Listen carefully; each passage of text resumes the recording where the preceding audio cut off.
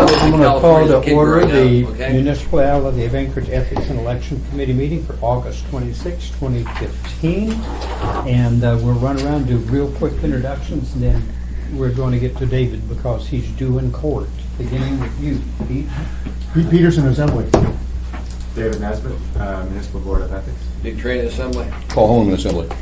Amanda Moser, Clerk's Office. Jackie Yeagle, Clerk's Office. David, you're up. I don't have much to add. I think the last time I was here, we gave a quick update on the efforts of the Board of Ethics to get caught up on all of the outstanding issues and also address some of the issues that had come up before the Assembly. We have since done that, and we have had a couple of issues come up before the board that we've been addressing, and then there are some more that we will address at our next regularly scheduled meeting, having to do with some of those issues that are lingering. But we're not taking any emergency meetings. Nothing seems to be needing to be done right away. Okay. And I think that my understanding, things are quieting down around the Assembly on some of these issues too. Is that right? They are, and you could probably use a little break. You've been pretty active here. Yeah, we've been active, but it's been good. I felt We have like other issues coming in front of the Assembly. Yeah, Mr. Harmon? Two things. Yes.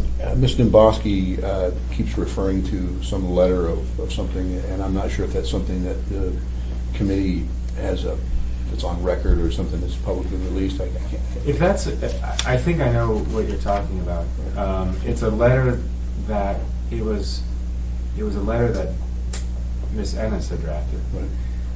And it was the first time she'd ever advised us in writing on something. Typically, she comes in and gives us a quick brief on what her perspective on things. And in that case, she decided to put something down in writing. It was draft. It did not represent the issue. It did not represent the board or its position in any way. And it was simply something that was an advisement to us during our deliberations. It was not a statement from the board. And it was draft. And it was something that would be part of our deliberative session typically. I believe that is the letter that you're referring to. And I think that it really was something that should not have been taken as a statement from the board. Oh, maybe I'm He's talking mistaken. about Different letter. conflict. Remember Her husband's a firefighter. Husband being a firefighter. Yeah. That's what he's talking about, that Mhm. letter. You sent it to us. I'll have to make distribution and send it. I have to I've got take a look at that letter again. This is the one where her husband's a firefighter, and she typically pulls about a half a dozen, Yeah. depending on how many agenda items, where he, as in his role as a firefighter, it might affect or impact, and it's usually very de minimis. And we drafted a letter, didn't we, from the board? I think that's We what did. it's- Have you not seen that? We have not. Last night she referred that she is yet to. I I'll don't know make what. copies to the semi members. I've got it at home. You haven't, that should be on the website. I know, I don't mean to refer you to our website, but I think that we post everything on the website. I'm sorry that you have not received I'll a make copy copies. of Paul. Okay. that. It really just takes a few minutes each meeting, but it's something that I believe that as long as she says, Right. maybe she can refresh at the beginning of the meeting, or maybe the chair can acknowledge, Right. Mr. Bosky, we have several items on the agenda that the chair's rulings, advisory opinion stands or something like that. I think we had been balancing the different interests. One being the trying to streamline the process versus the public notice issue. Right. And I think it's detailed in that letter. I hesitate to say too much about it without just saying go see the letter. And I don't mean to be.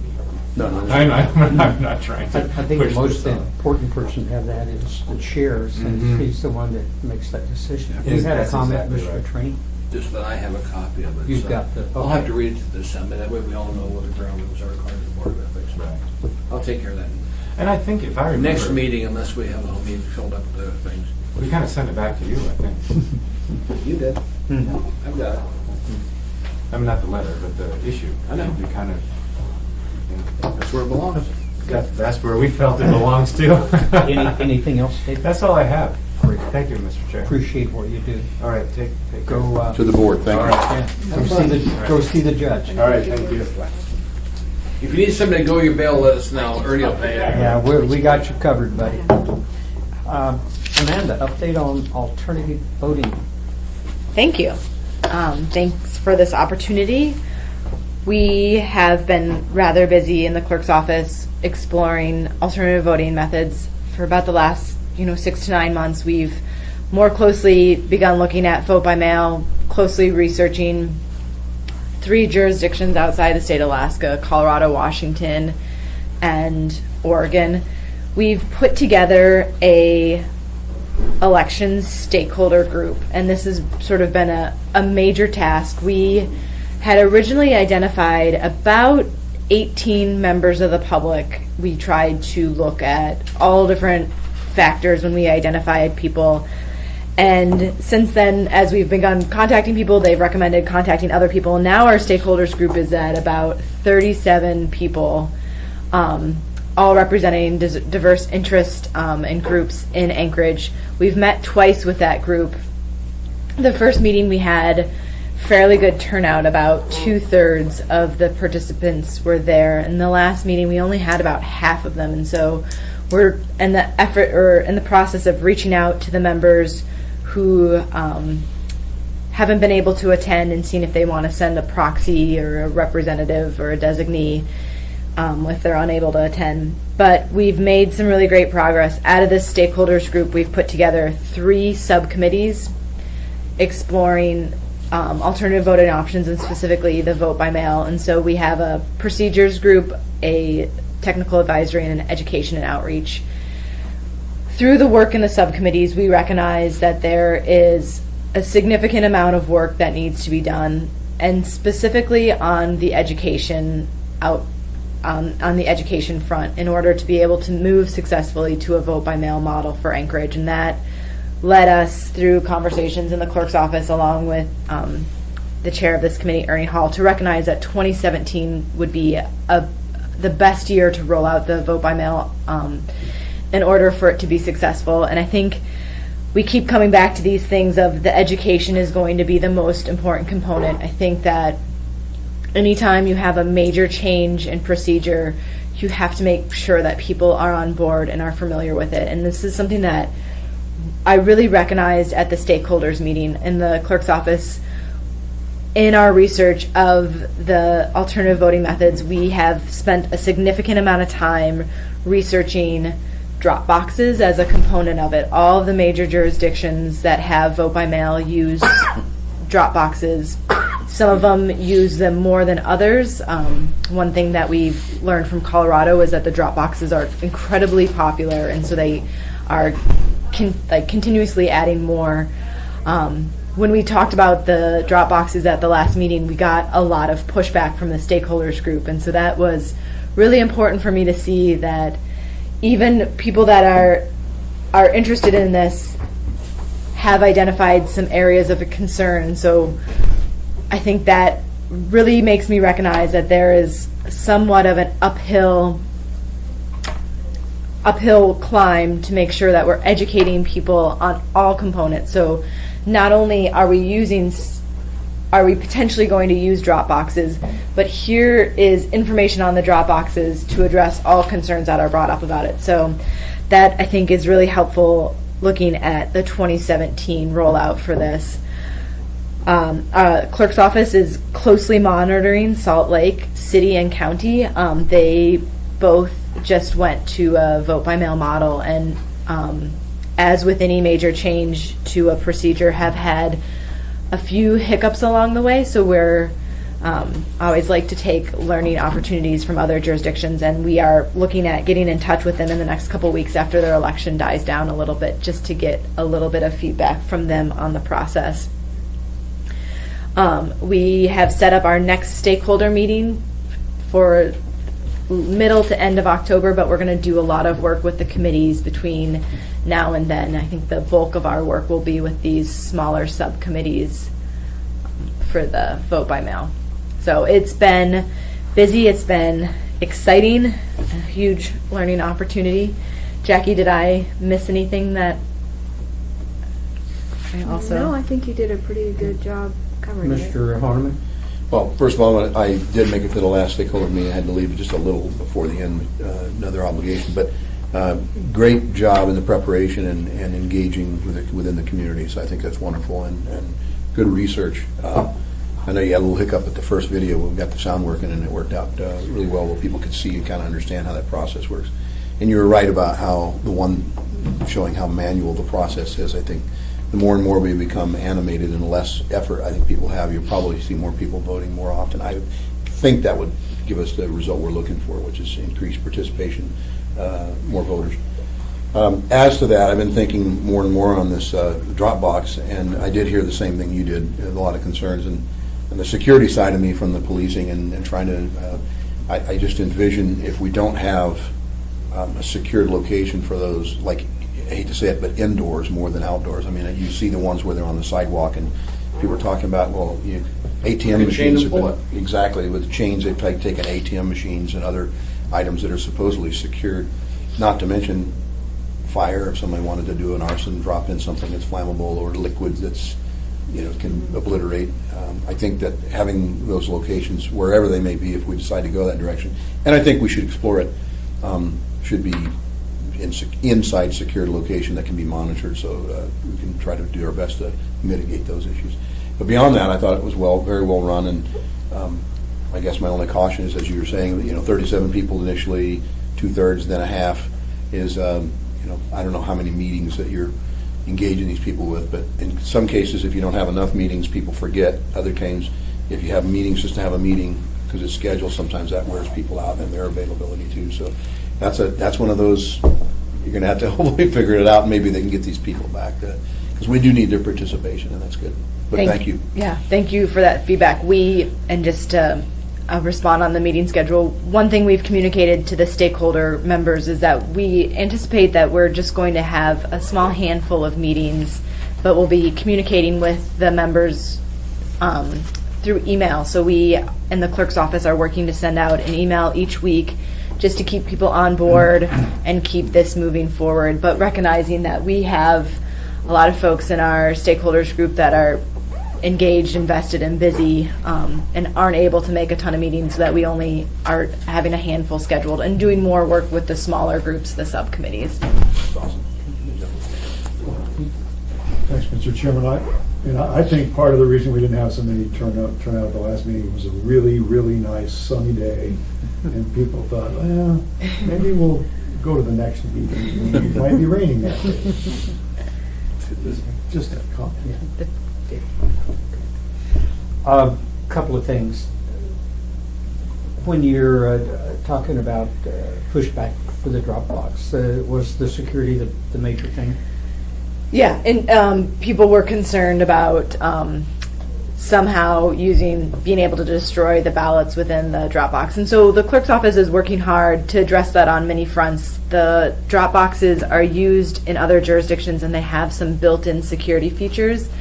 We also in the clerk's office recognize that by making sure that we're picking up ballots, I think one of the concerns was having one location with a significant number of ballots, but that's something that we can really easily address in the clerk's office by having scheduled pickups once a day, twice a day, if it's busy, and so then that way they're not unattended with the significant amount of ballots for a long period of time.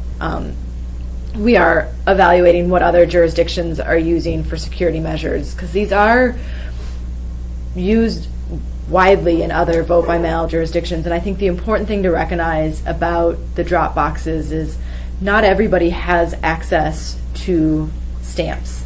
And the drop boxes allow people to participate in the election without having that barrier of participation of a 45-cent stamp. And so I do think that we will want to continue exploring a rollout using these drop boxes, but using education to communicate to the public the inherent security and measures that are a part of the drop boxes. One additional thing about the drop boxes that I was surprised about was the price, somewhere between $3,000 and $3,500. I can build them for 25. Easy. 1,000. Oh, 100. I'm just kidding. So, I mean, I just wanted to throw that out there. I want to let the records reflect real quick. Shortly after the meeting began, we were joined by the municipal clerk, Ms. Barbara Jones, and Eugene Haberman. Just a matter, one thing you might want to do is set a camera system to every box and put a sign up, this is video monitoring, you're not alone. Yeah. So people know if they try and hurt it, damage it, they're going to be recorded and we'll get them later. Yeah. Jones? I'm curious if Mr. Peterson thought the cost of 3,000 was a lot or a little? Oh, I thought it was a lot. Okay. I mean, I think citizens would think it's a lot. I think at old post office boxes, they were retiring, Okay. those can be utilized. Paul? Go ahead. I think we're working to put together more information on the drop boxes, but I think one of the things with the price represents some of the security that is included with the drop boxes. So if people are concerned about the security or potential for fraud, having a system that's specifically designed for a vote by mail model might help alleviate that potentially. So I recognize, of course, again, when you're doing computer or security functions, I could see clearly it looks a lot like an old post office box, but it's clearly more than that. And I go back to the same, what Mr. Traney was just saying, if you had to include a camera price, monitoring and such like that. I think we could look around our community and find locations where we could meet pretty much all the right requirements. Everybody generally goes shopping at some point in time. You could do it inside shopping stores like Carr's and Fred Meyer's and Walmart, provided you get participation. And you could place it in a location near an office that's more secured with video cameras or something. So this is more along the line. I absolutely agree. I think you need to find the locations or an avenue for people to vote and not have a 50-cent stamp or whatever be a negative for them to not vote. So, I mean, there are things we can do, but I think it's clearly, to me, I look at the outdoor location fixtures of the ones that you see, the curbside mailboxes, and they're right for a couple of things. And I think one of them is the tampering, and the other part is, and then we've got an inclement weather community as well. So I think if you get them indoors, they're a bit more safe, they're a bit more secured, and some of the things that we talked about actually can be included. So you still at $2,500 to make one, or? I can still do that. I can still do that. I was wondering, could we check with some of the other jurisdictions that people accidentally tried to mail a letter in these drop boxes before? I would think they see a thing that looks like an old post office drop box, and it's got a slot there, so you just put your letter in there and go about your day. I don't know whether that would happen or not, but chances are I would think it might. I think that's great feedback through the chair, and the clerk's office can make sure that that's included with our procedures. So should we receive A little sign that says, "This is not a post office box." Yeah. Something like that, you know. Any other? Okay, a couple of things, and I don't know, it seems common sense, but I'm sure there's an absolute reason why you can't do it. But since we've got the Postmaster General on the committee, is there any reason that a post office can't be used to locate the drop box? I think that's a great avenue to explore, and we'll definitely put I that on would our. think that if we could get permission to do that, then I think we've solved a lot of problems. Is our drop boxes at your local post office. Everybody's got their own post office that they use, so I would really encourage you pursuing that. It's just if we do that, we're going to have to educate the public, because I can see somebody come in with their ballot and drop it in the mail slot. And then it goes to dead letter area and stays there, I know, to the end of Christmas. You know, the thing that's going to have to be with these drop boxes, whatever they are, or they're going to have to be very distinct. Very visible. Very visible. You know, and even then, you know, inevitably somebody's going to do it. But I just think that that might be the best way. You don't get a lot of vandalism at post offices. I just think it's something that we should take a look at. Good idea, right? The other thing that I want to have some conversation amongst ourselves about, when Barbara and Amanda called and chatted with me about the feedback that they're getting, they feel very strongly about 2017 is the much better time than trying to do this in 2016. They also shared at that point in time that we'd like to do some type of a campaign to urge people to request ballots by mail, so that we can begin to get them to understand and appreciate how that works. The conversation that I had with them, and I'd like feedback from you, is I think, or it will be my inclination, and they got a concern about when the ordinance comes before us to move to a mail-in election, that our group, our advisory groups, have a chance to educate the community and get people to be a little more comfortable with what's going on here. It's interesting, it appears that some of the people that have the biggest concern are poll workers. It's like, wait a minute, we've always done it this way, how can we not do that? And, the majority of them are on our side of the age group rather than the younger age group. I think younger age group is just going to What's the thing about our age group? Yeah, well, some of us are older than others. But something I think that we need to have a real serious conversation about is we want to go to this. I mean, I think we're set there. I think the sooner we get that decision made and let the public know that we are going to a mail-in election in 2017. We've had chats about 2016, but we've never actually put a stake in the ground and said we're going to do that. Now, I don't mean that we need to do this in the next couple of 3 weeks, but I think sooner rather than later, so everybody understands we're not looking for you to tell us why we can't do this. The direction we're wanting from you is to tell us how we're going to make it work really well when we do it. Mr. Chairman, I'm thinking about after we're done with our little social issues coming up now, you bring in a resolution forward to the Anchorage Assembly that says, as of 2017, we're going to vote by mail. That's the date we're going to do it. Let's get it through the Assembly. It sets policy. Mm-hmm. And the initiative of the Yeah. Assembly to make this happen. Yeah, to me, the only thing that's important, and we certainly want feedback. We certainly want feedback from you. But what's the better time to do this?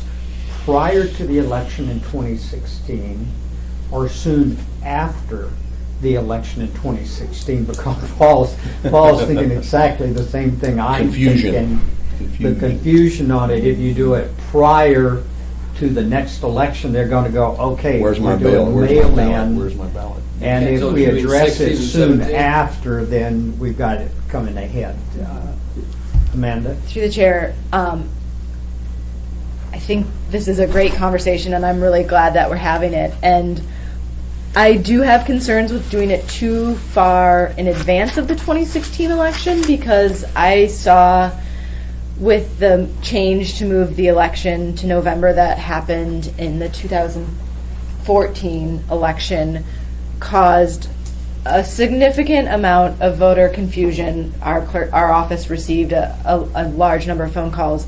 But I do like the idea of having the conversation in conjunction with the election when people are thinking about voting as we're preparing for it. And so we could frame the conversation and frame the message to say, this year is the poll-based model that you've become accustomed to, but in the future, next year, for the 2017 election, we're going to explore this. And so, and then that can be part of the conversation of encouraging people to take the opportunity to vote by mail for 2016 and familiarize themselves with the convenience of receiving a ballot at your own home and being able to sit at your kitchen table and research all the items on the ballot. And then being able to either put a stamp on your ballot and mail it back in, or potentially take advantage of one of the drop boxes or other opportunities that we have. So if we begin to roll out components of a vote by mail election for 2016, it might make it a less dramatic switch for the 2017. Well, So, a good conversation and good discussion on that, and I agree both ways. I believe confusion, if we hit really heavy before the 2016 election, you're likely to get more confusion. But I believe if you do something in concert with 2016, with flyers, posters, laying it on the tables when they're signing at the polling stations. Remember, this year, is the election as normal. Next year, we're exploring vote by mail. And then if we have information, enough information locked in, and we know the direction, for instance, one of the questions I have, and I suspect I know the answer based on the meetings that I had, but even that is not very clear to me, is will every registered voter get a ballot in the mail regardless, or do they have to request the ballot by mail? See what I'm getting at? This is one of those questions that is still not very clear to me, and so people might have that angst. I can tell you that there are going to be times, and I've done it myself, where I was going to write my check, drop it into DMV on automatic renewal of my tags, and forget, and then find myself the last day or two before the end of the month running to one of those little centers or the DMV and doing it, in person. So that's the next question, and I think that at least initially, maybe for the first 2 to 3 cycles after, do we have a greater number of polling stations where people who just like going to the polls and voting, like City Hall, the airport, and university, or whatever, wherever, Chugach Senior Center, and then that's going to, of course, require printing of ballots, which is probably going to be, for lack of better terms, a waste of funds, because you're going to probably print more than you really need, because everybody's already going to receive the ballot, apparently, or those that have submitted it by mail. So there's a lot of moving parts that are going in my mind, and I can tell you that I feel like I'm fairly educated, at least as much information that we're getting. And if I know if I'm questioning it, I'm not the smartest man in the room, I'll admit to that, but I know that some of my constituents will have the similar questions.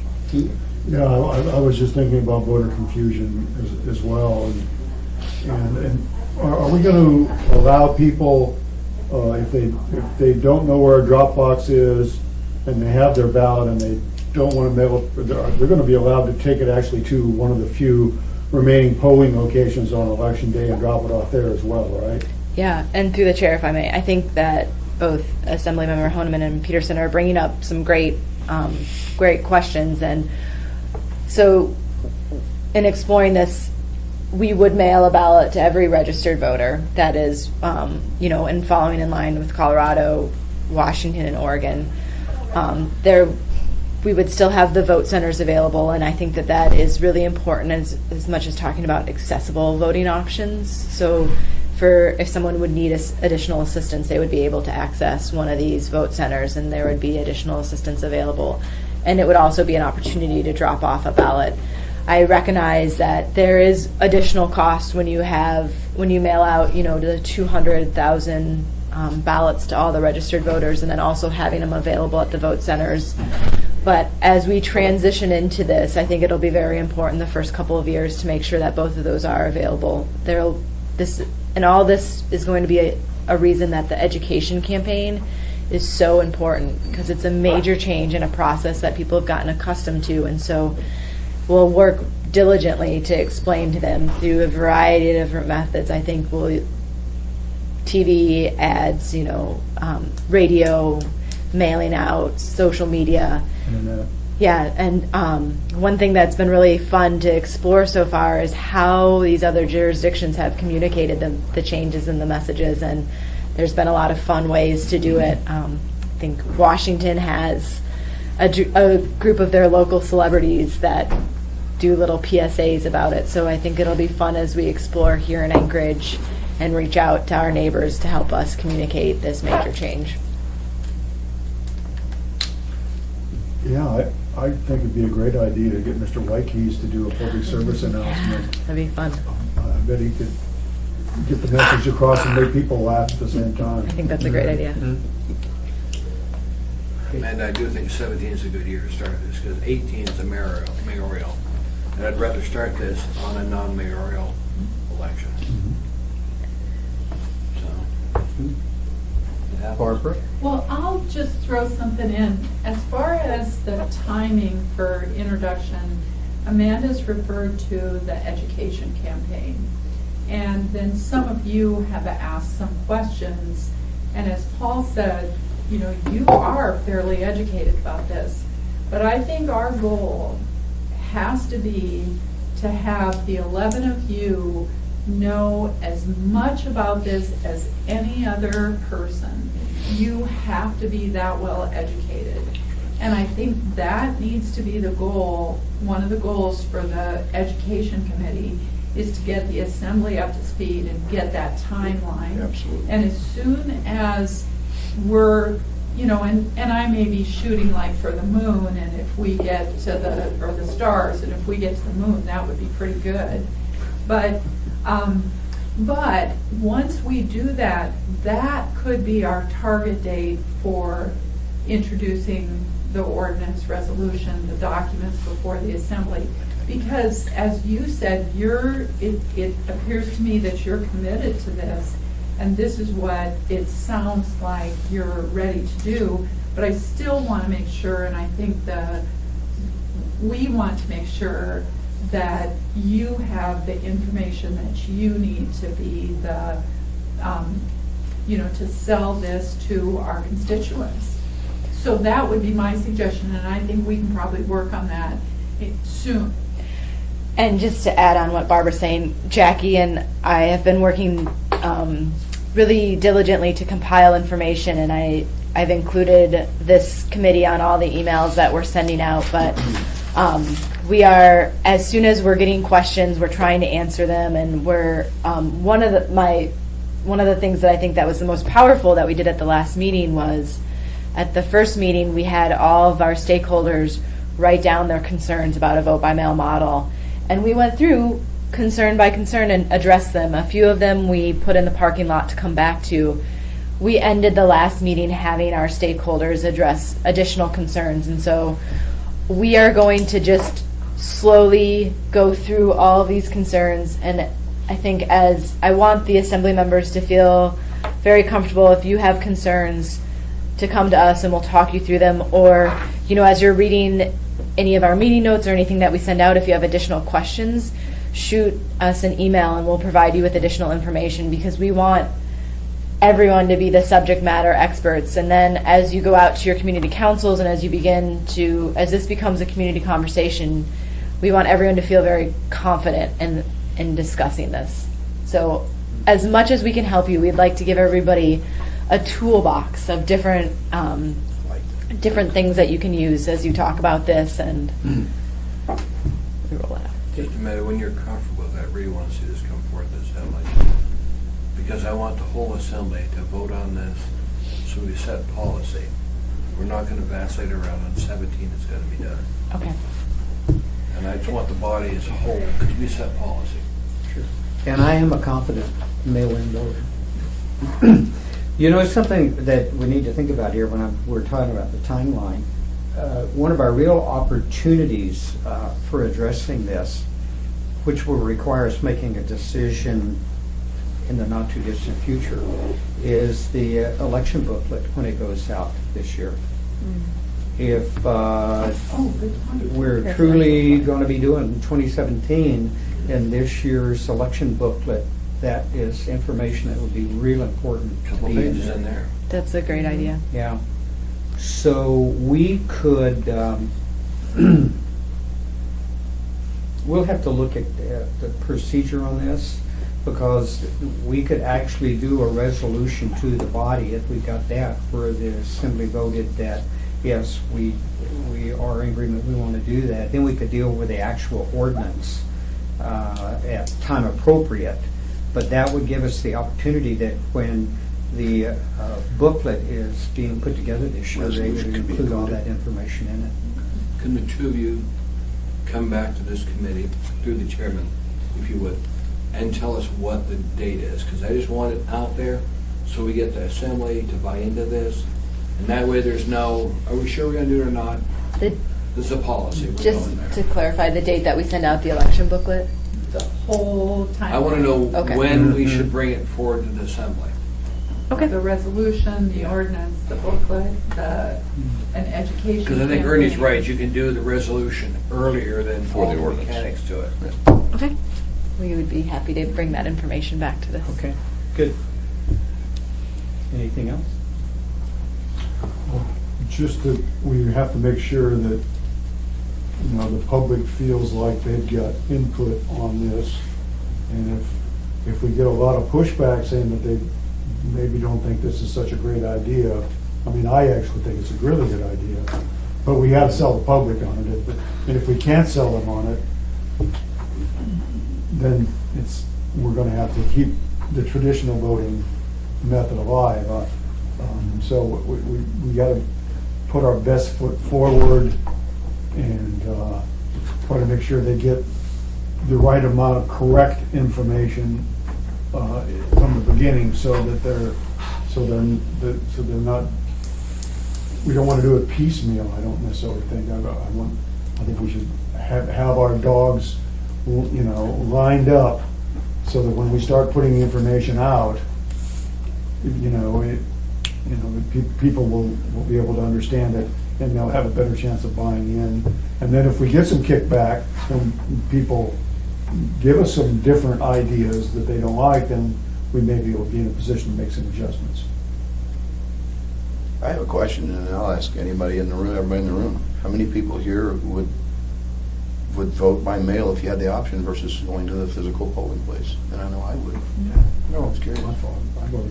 So I think really the ones who are trying to get and reach are the ones that aren't showing up anyway, and so, Yeah. I just don't.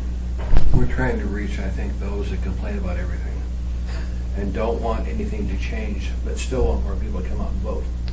You've got that segment of people about what you do, you're gonna say, Right. I don't wanna do it, but I want you to fix the problem. Yeah, I'm gonna tell you. We've gotta get to no, those people. Ernie's right. Honestly, if you look long-term, this really isn't an option. We've either got to go to vote by mail, or we got to go to Computer voting. or computer voting, because we're going to lose poll workers. I mean, that's going to end up being. You can say our age group again if you want. Yeah. Okay. I Very think- good. Any other comment? I think Yes, that's sir. what One last thing, you're right, because look at the poll workers we have. A lot of them have gray hair if they have hair at all. And they're older. And there's this age group out there, and if we don't convert this, we're gonna have real problems. Yeah. Ms. Mosier had something. I think one of the other things that it's really important to talk about too is the technology. We use the AccuVote system, and I like to talk about it. It's like an old school VCR, like a big, and those are, it's aging equipment, and so the state in the next few years is going to have to make a decision about purchasing new equipment. And I can tell you that there's not a lot of equipment on the market like that currently. A lot of it's now moved to a significantly larger piece of equipment, which I think could present challenges as far as moving forward with that system. So I think that it's something that we'll need to look at. Sure. And man, you're absolutely right. AccuVote is a Commodore 64. And you weren't alive when Commodore 64s were out, but most kids, we got it for our kids because they were the first computer they played with. That technology's old. I know one time I was back at Smithsonian, and I saw a computer I was using in Elmendorf, still in operation. They had it on display in the Smithsonian. So every now and then you've got to change your computer systems. Any other comment? Audience participation.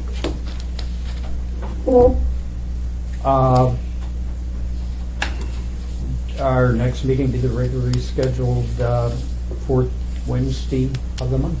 Sounds good. Move to adjourn. Meeting adjourned. Thank you.